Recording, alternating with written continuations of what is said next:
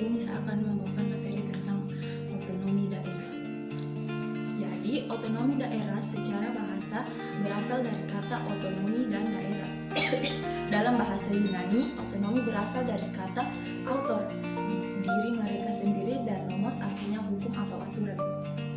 Sehingga dapat diartikan sesuai kewarganegaraan untuk mengatur sendiri atau kewenangan, membuat aturan guna mengurus rumah tangga. Sedangkan daerah adalah kesatuan masyarakat hukum mempunyai batas-batas wilayah. Berdasarkan Undang-Undang Nomor 32 Tahun 2004 di Medan dengan Undang-Undang 12 Tahun 2008 tentang pemerintah daerah, arti dari otonomi adalah hak, kewenangan, dan kewajiban daerah otom untuk mengatur dan mengurus sendiri urusan pemerintah dan kepentingan masyarakat sempat sesuai dengan peraturan perundang-undangan. Contoh-contoh otonomi daerah. Apa sih contoh-contoh otonomi daerah itu? Ya, yang pertama, upah minimum regional sesuai dengan kebutuhan dan kondisi suatu wilayah. Yang kedua, penggunaan APBD tanpa campur tangan pemerintah. Dan yang ketiga, pemberlakuan restribusi daerah, mana masyarakat bisa membayar pajak sesuai dengan kemampuan masing-masing. Dekonsentrasi adalah suatu penyerahan atau pelimpahan wewenang dari pemerintah pusat kepada pemerintah daerah, bertujuan untuk dapat meningkatkan efisiensi serta juga efektivitas penyelenggaraan pemerintahan. Dalam hal ini, kewenangan yang dilimpahkan itu hanya terbatas pada wewenang administratif saja, sedangkan untuk wewenang politik masih tetap dipegang oleh pemerintah pusat. Dengan kata lain, dekonsentrasi yaitu perpaduan antara sentralisasi dengan desentralisasi.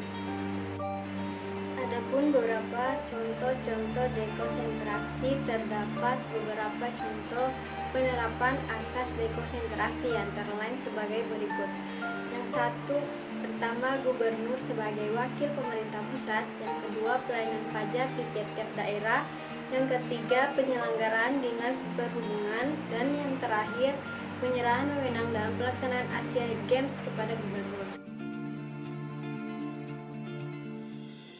Nah, itulah tadi penjelasan dari teman saya tentang pengertian dari otonomi daerah. Nah, bagaimana teman-teman? Sudah paham kan? Baiklah, selanjutnya saya akan menjelaskan pokok-pokok dalam otonomi daerah. Yang pertama, ada sentralisasi. Sentralisasi adalah otoriter yang mengatur pemerintah daerah kepada pemerintah pusat untuk menangani urusan dalam negeri sendiri.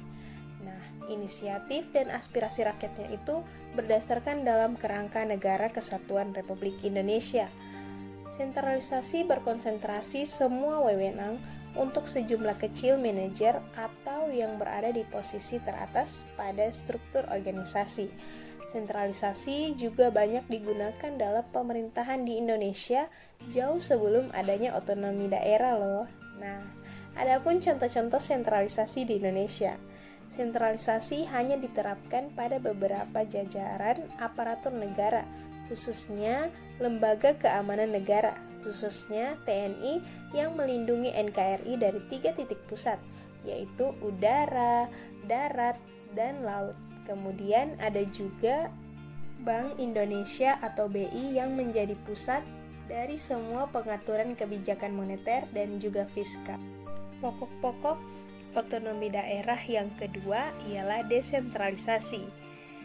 Secara umum, pengertian desentralisasi adalah pelimpahan wewenang pemerintah dari pemerintah pusat kepada pemerintah daerah agar dapat mengatur kegiatan di daerah tersebut berdasarkan asas otonomi daerah. Assalamualaikum warahmatullahi wabarakatuh. Perkenalkan, nama saya Astati. Saya mahasiswa program dari Pendidikan Islam Anak Usia Dini. Saya perwakilan dari kelompok 5 ingin melanjutkan pemaparan dari materi kami, yaitu tugas pembantuan.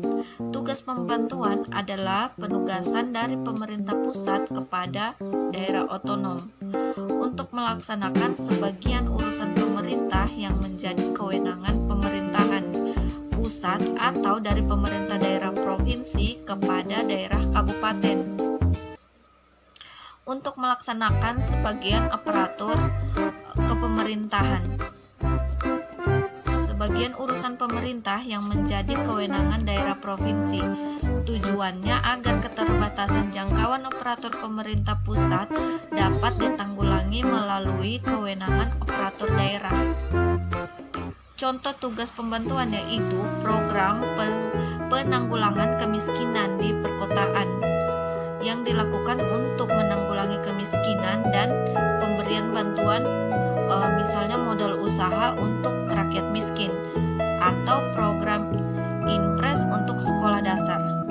Baiklah, itulah pemaparan dari kami. Saya akhiri.